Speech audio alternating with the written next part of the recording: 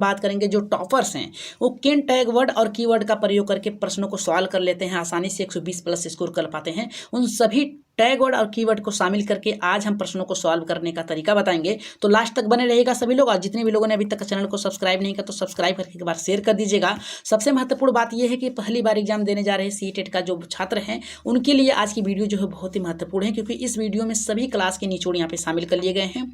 और उनके लिए भी बात करेंगे जो बार बार एग्जाम में फेल हो जा रहे हैं, उनके लिए तो आज की क्लास बहुत ही बेहतरीन होने वाली है, क्योंकि सारा निचोड़ 120 प्लस लाने का इस वीडियो में शामिल किया गया है। तो सबसे पहले हम बात करेंगे गणित के, क्योंकि गणित में आप लोग किस प्रकार से स्कोर अच्छे ला सकते हैं, तो उसके लिए टैग वर्ड और कीवर्ड टॉपर्स के कौन कौन से हैं उन पे बात करेंगे। तो शुरू करते हैं आज के पहले टॉपिक से। सबसे पहले टॉपिक हमारी है कि गणित की प्रकृति कैसी होती है।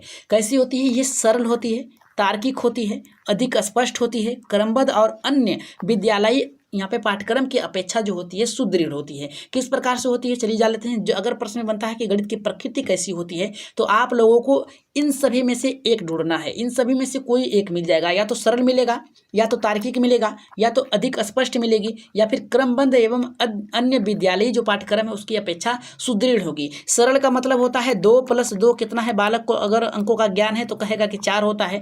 तार्किक किस प्रकार से है, तार्किक इस प्रकार से है कि अगर 6 को कितने प्रकार से लिख सकते हैं, तो कोई बालक सोचेगा कहेगा कि 1 + 5 करेंगे, 2 + 4 करेंगे, 4 + 2 करेंगे, 3 + यहाँ पे 3 करेंगे, या फिर कहेगा 0 + 6 करेंगे। यानी कई तरीकों से वो लिख सकता है। अधिक स्पष्ट क्या है, इसका उत्तर जो आता है एकदम सही आता है। जैसे में 2 + 2 कितना होता है, 4 होता है, तो इसका जो यहाँ पे मान होता है वो स्पष्ट ही आता है। क्रमबद्ध मतलब एक नियम की तरह चलता है, और अन्य विद्यालय जो पाठ्यक्रम है यानी जो सब्जेक्ट हैं उसकी अपेक्षा ये बहुत ही सुदृढ़ हैं। तो आगे बढ़ते हैं। यहाँ पे नेक्स्ट टॉपिक जो आपका बनता है, गणित का महत्व क्या है। सबसे महत्वपूर्ण देखिए, कन्फ्यूजन आप लोग कहाँ हो जाते हैं, कन्फ्यूज हो जाते हैं यहाँ पे आप लोग, क्योंकि अगर प्राथमिक स्तर पे बात करता है तो आप लोग क्या करते हैं आप उच्च स्तर वाले जो यहाँ पे टॉप जो ऑप्शन होते हैं उसको चूज कर लेते हैं। तो उसके लिए क्या करना है आपको, सबसे महत्वपूर्ण ये है कि प्राथमिक स्तर पे आपको क्या चुनना है। तो प्राथमिक स्तर पे आपको चुनना है सामाजिक एवं व्यवहारिक, और उच्च यहाँ पे कह रहा है कि उच्च स्तर पे आपको क्या चुनना है, तो उच्च स्तर पे आपको चुनना है यहाँ पे मानसिक रूप से सोचने वाला। मानसिक रूप का मतलब होता है तार्किक। देखिए प्राथमिक स्तर की अगर बात करें तो 1 से 5 तक के लिए होता है, उच्च स्तर की बात करें तो 6 से 8 तक के लिए होता है। तो प्राथमिक स्तर पे जो बालक को आप सिखाएंगे तो सामाजिक और यहाँ पे व्यवहारिक होना चाहिए। जैसे में बालक घर से निकल रहा है तो कुछ पेड़ों को देखेगा, आते आते कई पेड़ों को देख लेगा, कम से कम 5 पेड़ों को। तो आप कहेंगे कि आते आते कितने पेड़ों को देखा, तो कहेगा कि पहले आम को देखा, फिर कहेगा कि अमरूद को देखा, फिर कहेगा सेब को देखा जहाँ पे होंगे, फिर ऐसे से करके कहेगा तो कहेंगे कि कितने पेड़ देखें, तो बालक को कहेंगे कि 3 पेड़ देख लिए, यानी 3 पेड़ों का चित्र बना देंगे। यानी उसे सामाजिक तौर पे और व्यवहारिक तौर पे सिखाएं जो उसके घरेलू चीज़ों में उपयोग होता है। और मानसिक की अगर बात करें उच्च स्तर यानी 6 से लेकर 8 तक के बालकों के लिए, तो मानसिक मतलब होता है तर्क पे यानी सोचने पे होना चाहिए। जैसे अगर कहा जाए कि तुम्हें मैंने 2 रुपये दिए, 2 में से 1 रुपये तुम्हें लाना था सामान खरीद के और 1 रुपये बच गए, तो तुमने उस 1 रुपये का क्या किया। इस प्रकार से करेंगे, प्रश्न पूछेंगे तो बालक सोचेगा का मतलब है बताएगा कि 1 रुपये का सामान लाया, 1 रुपये मैंने आपको दे दी। तो इस प्रकार से वो मानसिक हो गई। अगर वहीं पर बात किया जाए यहाँ पे गणित के मुख्य उद्देश्य क्या क्या होते हैं, देखिए यहाँ से भी प्रश्न आपके बनते हैं। गणित में यहाँ से प्रश्न आपके 100% बनेंगे। मुख्य उद्देश्य की अगर बात किया जाए तो बालक की सोच का गणितीकरण करना। एनसीएफ 2005 कहता है कि बालक की सोच का गणितीकरण करना ये होता है मुख्य उद्देश्य, यानी बालक कितने प्रकार से सोच सके, अपने बुद्धि का प्रयोग कर सके, तर्क कर सके, ठीक है, अपने बातों को रख सके, ये होता है मुख्य उद्देश्य। अगर वहीं पर बात किया जाए कि गणित का मुख्य उद्देश्य प्राथमिक स्तर पर कैसा होता है, तो प्राथमिक स्तर पर जो बालक का मुख्य उद्देश्य होता है ये संख्या संबंधित कौशल का विकास करना होता है। किस प्रकार से संख्याओं का ज्ञान होना चाहिए, 1 से लेकर 9 तक का, 0 से लेकर 9 तक का। इसमें क्या है, बालक इन 1 से लेकर 9 तक का प्रयोग करेगा उन सभी गिनतियों को गिनने में, गणना करने में। 0 का प्रयोग करेगा दहाई के अंकों को यहाँ पे समझने के लिए। और यहाँ पे साथ में हम बात करेंगे माप तोल की इकाई को विकसित करना, किस प्रकार से मापा जाता है, तोला जाता है, इकाइयों को विकसित किया जाता है, इस पे बात करेंगे।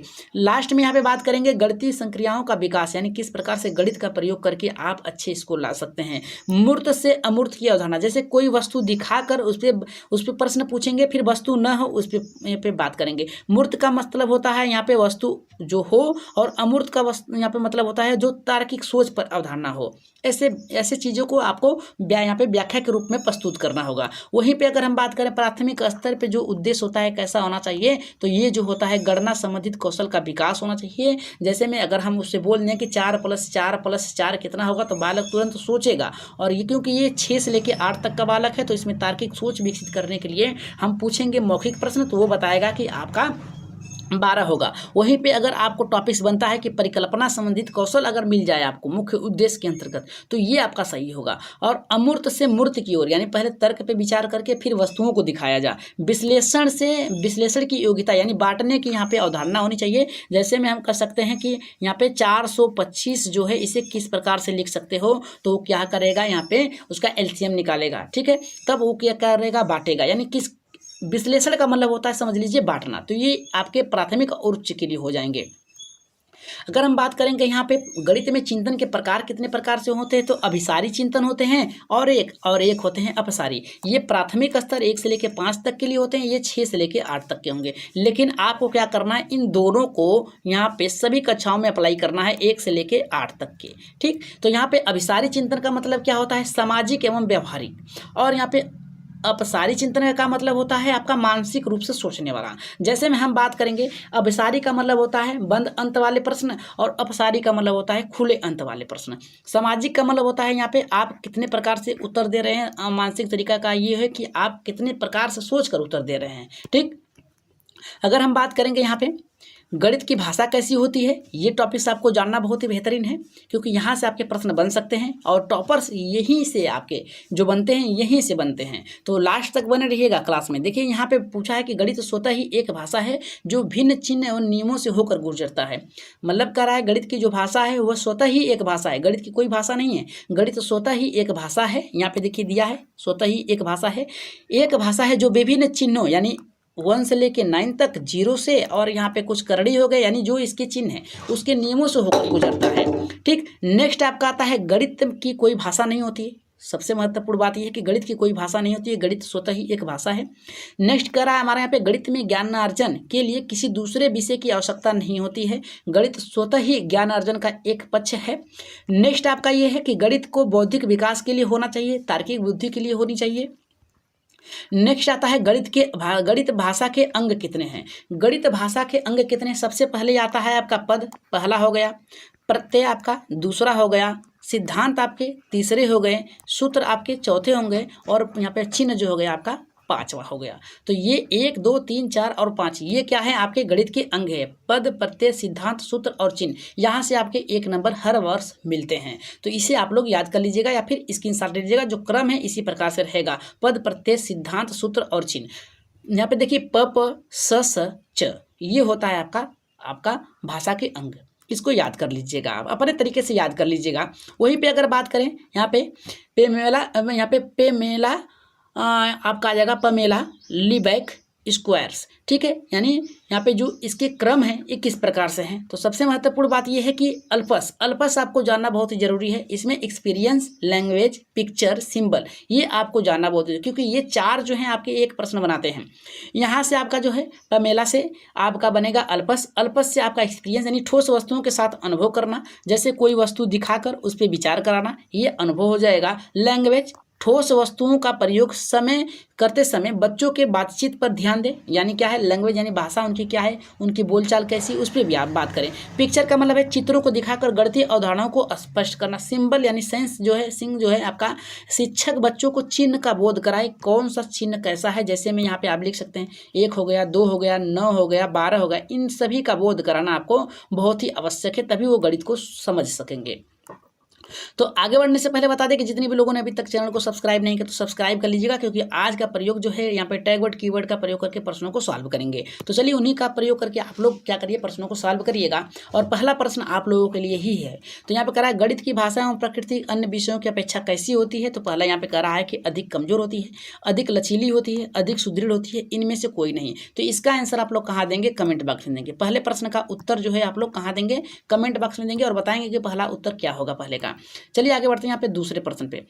दूसरा प्रश्न हमारा यहाँ पे देखिए क्या कह रहा है। अगर क्लास बेहतर लगी हो आज की तो चैनल को सब्सक्राइब करके शेयर कर दीजिएगा। दूसरा प्रश्न आपका है कि गणित की भाषा का महत्व क्या है। पहला कह रहा है शारीरिक कौशल के विकास में होना चाहिए, दूसरा कह रहा है कि संप्रेषण कौशल के विकास के लिए होना चाहिए, तीसरा तार्किक कौशल के विकास में होना चाहिए और चौथा कह रहा है कि इनमें से कोई नहीं। तो आप लोगों ने ऊपर ही देखा कि तार्किक कौशल विकास करने का मुख्य उद्देश्य होना चाहिए बालकों में, तो ऑप्शन नंबर यहाँ पे तीसरा जो होगा आपका सही होगा। चलिए तीसरे प्रश्न पे आगे बढ़ते हैं। तीसरा प्रश्न कह रहा है कि गणित की भाषा में निम्न में से किसको सम्मिलित किया गया है। पहला कह रहा है कि गणितीय सिद्धांतों को, दूसरा कह रहा है कि गणितीय संकेतों को, गणितीय पदों को, और कह रहा है कि इनमें से सभी को। तो इसका जो चौथे का जो राइट आंसर, तीसरे का जो राइट आंसर जाएगा चौथे के साथ जाएगा, आपका राइट आंसर होगा चौथा, यानी चौथा आपका ऑप्शन नंबर यहाँ पे करेक्ट होगा। ठीक, आगे बढ़ते हैं यहाँ पे चौथे प्रश्न पे। चौथा प्रश्न देखिए बहुत ही बेहतर है, इसका आंसर आप लोग कमेंट बॉक्स में जरूर दीजिएगा। करा निम्न में से कौन से विकल्प में गणित की भाषा झलक रही है। पहला करा कि राम सीता जा रहे हैं, यहाँ पे जा रहे हैं, इसमें गणित की कोई परिकल्पना नहीं है, जा रहे हैं कहीं जा रहे हैं, लेकिन इसमें अंकों का प्रयोग नहीं किया है। दूसरा करा कि श्याम जोधपुर जा रहा है, श्याम जो है जोधपुर जा रहा है, आ रहा है, इसमें भी अंकों का प्रयोग नहीं किया है। यहाँ पे करा यात्रा के दौरान मीरा ने 10 किलोमीटर की दूरी पैदल तय की, यहाँ पे देखिए अंकों का प्रयोग किया है, यानी गणित का प्रयोग किया है 10 किलोमीटर, क्या है 10 किलोमीटर, ठीक है, इसका प्रयोग किया गया है। और यहाँ पे श्याम मोहन दोनों भाई हैं। यहाँ पे देखिए राइट आंसर ऑप्शन नंबर यहाँ पे तीसरा सही होगा, क्योंकि इसमें गणित का प्रयोग किया गया है। नेक्स्ट प्रश्न आपका बनता है पांचवा देखिए कह रहा है कि गणित में प्रश्नों को हल करते समय आंकड़ों की शुद्धता बनाए रखने के लिए हल को लिखा जा सकता है। किस प्रकार से यहाँ पे कह रहा है, किसी भी तरीके से लिखा जा सकता है, नहीं, किसी भी तरीके से नहीं लिखा जा सकता है। आपने पढ़ा कि ये अधिक सुदृढ़ और एक क्रमबद्ध होता है। तो क्रमबद्ध के अनुसार विशेष विधि अनुसार और विभिन्न चरणों से होकर गुजरता है, पद प्रत्यय चिन्ह और सिंबल इसके अनुसार चलता है। राइट आंसर आपका दूसरा सही होगा, ज्ञात तरीकों से नहीं, इनमें से कोई नहीं। राइट आंसर आपका किससे जाएगा, आपका दूसरा सही होगा। ठीक है, ऑप्शन नंबर आपका दूसरा सही है। अगर हम बात करें छठे प्रश्न की, छठा प्रश्न देखिए क्या कर रहा है कि माप की अवधारणा विकसित करने हेतु अपनाए गए निम्नलिखित यहाँ पे कार्यों को क्रम से बताइए। तो पहला हमारा देखिए क्या कर रहा है, यहाँ पे शिक्षार्थी जो है लंबाई मापने के लिए मानक इकाइयों का प्रयोग करते हैं। मानक इकाइयों का प्रयोग करने की बात कर रहा है, इतना याद रखिएगा। तो ये तो आपका हो सकता है, ठीक है, लेकिन यहाँ पे देखिए हमने आपको अब यहाँ पे अल्पस बताया है, ज्ञान बताया है किस प्रकार से आपको रखना है। ठीक है, पद प्रत्यय सिंबल और यहाँ पे चिन्ह जो बताया था उसी आधार पे आपको रखना है। ठीक, तो यहाँ पे देखिए आपका ये जाएगा यहाँ पे मानक इकाइयों का प्रयोग, लंबाई मानक इकाइयों का प्रयोग जो होगा आपका जाएगा ये तीसरे नंबर पे, ये जो जाएगा तीसरे नंबर पे। ठीक, शिक्षार्थी लंबाई मापने के लिए यहाँ पे अमानक इकाइयों का प्रयोग करते हैं। क्या करते हैं, अमानक इकाइयों का प्रयोग करते हैं। पद प्रत्यय, ये प्रत्यय हैं, ये क्या है, ये भी सही है, प्रत्यय है। ये आपका कितने पे जाएगा, ये आपका जाएगा दूसरा जो है आपका, ये जाएगा आपका दूसरा जाएगा दूसरे नंबर पे। कितने पे जाएगा, बी वाला ऑप्शन दूसरे नंबर पे जाएगा। तीसरा करा शिक्षार्थी जो है सरल अवलोकन द्वारा वस्तुओं को सत्यापन, सरल अवलोकन फिर क्या करते हैं, देखते हैं। क्या करते हैं, देखते हैं। तो देखना आपका जो आएगा पहले आएगा, चित्रण आपका जो है पहले आएगा। ठीक, आपने अल्पस पढ़ा आपने। यहाँ पे देखिए चौथा करा, चौथा आपका चौथे पे आएगा। ठीक है, जब ये तीन आ गए तो चौथा आपका चौथे पे आएगा। ठीक है, तो ये आपका तीसरा, दूसरा, पहला, सातवां, यहाँ पे आपका आएगा ये चौथा। ठीक, तो A B ठीक है, यहाँ पे आपका बात कर रहा है, सॉरी यहाँ पे आपका राइट आंसर जाएगा पहले एक साथ जाएगा। ठीक, आगे बढ़ रहे हैं यहाँ पे नेक्स्ट टॉपिक से। आपका यहाँ पे सातवां प्रश्न ये करा कि एक शिक्षक शिक्षार्थियों को दैनिक जीवन में यानी उसके कार्यों को गणित का अनुप्रयोग विषय के साथ गणितीय जर्नल यानी पत्रिकाओं जैसे तैयार करने के लिए बढ़ावा देता है। ये गतिविधि किसके लिए आवश्यक होंगी। तो पहला करा है कि गणितीय संकल्पनाओं और उसके अनुप्रयोगों में संबंधित बैठाने और अपने ज्ञान तथा विचारों को साझा करने के लिए यहाँ पे कहना। तो सातवें का जो लग रहा है हमको, तो ये पहला ही सही होगा, क्योंकि यहाँ पे सभी क्रियाओं को बात कर रहा है, सभी को संकल्पनाओं की बात कर रहा है, अनुप्रयोगों को बात कर रहा है, संबंधित बैठाने, ज्ञान और विचारों को साझा करने की भी बात कर रहा है। तो आगे बढ़ने की जरूरत नहीं है, राइट आंसर ऑप्शन नंबर यहाँ पे पहला सही होगा। अगर हम बात करें आठवें प्रश्न की, तो आठवां प्रश्न यहाँ पे देखिए क्या कर रहा है कि अंक गणित शिक्षण का उद्देश्य क्या है। दैनिक जीवन के कार्यों हेतु, मजदूरी एवं व्यवसाय के लिए, व्यवहार उपयोग के लिए, और यहाँ पे कह रहा है कि उपयोग सभी। तो सभी आपका यहाँ पे सही होगा, चौथा ऑप्शन क्या होगा आपका सही होगा। अगर नौवें प्रश्न की अगर हम बात करें, तो नौवां में यहाँ बताया गया है कि गणित की सर्वप्रथम विकसित शाखा क्या है। तो ये जो आपकी है यहाँ पे अंक गणित है। कौन है, अंक गणित। आप आगे बढ़ते हैं यहाँ पे 10वें प्रश्न पे। 10वां प्रश्न देखिए कह रहा है कि मनुष्य के जीवन की जिन गतिविधियों में गणित का सर्वाधिक प्रयोग होता है वह है, कौन सा है। तो यहाँ पे मनोवैज्ञानिक है, सांस्कृतिक है, सामाजिक है, आर्थिक है। तो राइट आंसर यहाँ पे 10वें का किसके साथ जाएगा? 10वें की बात करें तो ये जाएगा आर्थिक चीज में ही आपका गणित का ज्यादा प्रयोग होता है। तो राइट आंसर ऑप्शन नंबर यहाँ पे चौथा सही होगा। वहीं पे अगर हम बात करें यहाँ पे 11वें प्रश्न की, तो 11 का हमारा कह रहा है कि गणित का सामुदायिक महत्व क्या है, महत्वपूर्ण है। तो पहला कह रहा है नैतिक दृष्टिकोण है, सामाजिक दृष्टिकोण, सांस्कृतिक दृष्टिकोण, ये सभी है। तो जहां पर भी ये सभी आए आपका 100% क्या होगा? सही होगा। चौथा ऑप्शन आपका सही होगा। अगर 12वें प्रश्न की बात करें तो 12 का कह रहा है कि गणितीय पदों को परिभाषित करने का सामुदायिक उद्देश्य क्या है? पहला कह रहा है ज्ञानात्मक, भावात्मक, व्यवहारात्मक, व्यवहारगत और यहाँ पे क्रियात्मक। तो राइट आंसर यहाँ पे किसके साथ जाएगा? जल्दी से कमेंट कर दीजिए 12 का। तो 12 का जो जाएगा आपका व्यवहारगत होना चाहिए। क्या होगा आपका? व्यवहारगत। ठीक, राइट आंसर ऑप्शन नंबर यहाँ पे तीसरा सही होगा। अगर हम बात करें 13वें प्रश्न की, जो कि बहुत ही महत्वपूर्ण प्रश्न है, ये हमारा कह रहा है कि निम्नलिखित में से कौन गणित का प्रयोग नहीं कर रहा है, यानी इसमें से कौन ऐसा 4 ऑप्शन है जो गणित का प्रयोग नहीं कर रहा है। तो पहला हमारा कह रहा है सीता सब्जी वाले से सब्जी खरीद रही है। देखिए यहाँ पे खरीद रही है, ठीक है, पैसों का प्रयोग नहीं कर रही है। रमन अपने पिता कौन नहीं कर रहा है? यहाँ पे खरीद रही है तो पैसों का प्रयोग कर रही है। रमन अपने पिता की दुकान का बही खाता जांच रहा है, यहाँ पर भी प्रयोग कर रहा है। राहुल खेत में अपने चाचा के साथ काम कर रहा है। यही तीसरा ऑप्शन जो होगा सही होगा। यहाँ पे सुनीता धूप में कपड़े को गिन रही है, खरीद रहा है, दुकान पर बही खाता देख रहा है। ये तीनों ऑप्शन सही है, लेकिन तीसरा ऑप्शन आपका क्या है? गलत होगा, यानी तीसरा ऑप्शन ही आपका सही होगा। अगर हम बात करें 14वें प्रश्न की, तो 14 का देखिए प्रश्न क्या कर रहा है? ये कह रहा है गणित का ज्ञान समाज में जीने के लिए प्रत्येक को होना आवश्यक माना जाता है, क्योंकि पहला कह रहा है गणित शिक्षण व्यवहारगत होता है, दूसरा कह रहा है गणित से सामाजिक क्रियाओं को गणित पर निर्भर करती है, गणित व्यक्ति के तर्कात्मक कौशल को विकसित करता है, और चौथा कह रहा है कि उपयुक्त सभी। तो यहाँ पे राइट आंसर उपयुक्त सभी होगा। 100% चौथा ऑप्शन सही होगा। अगर 15वें प्रश्न की बात करें, आज की क्लास का लास्ट प्रश्न है, इसका आंसर आप लोग कमेंट बॉक्स में दीजिएगा।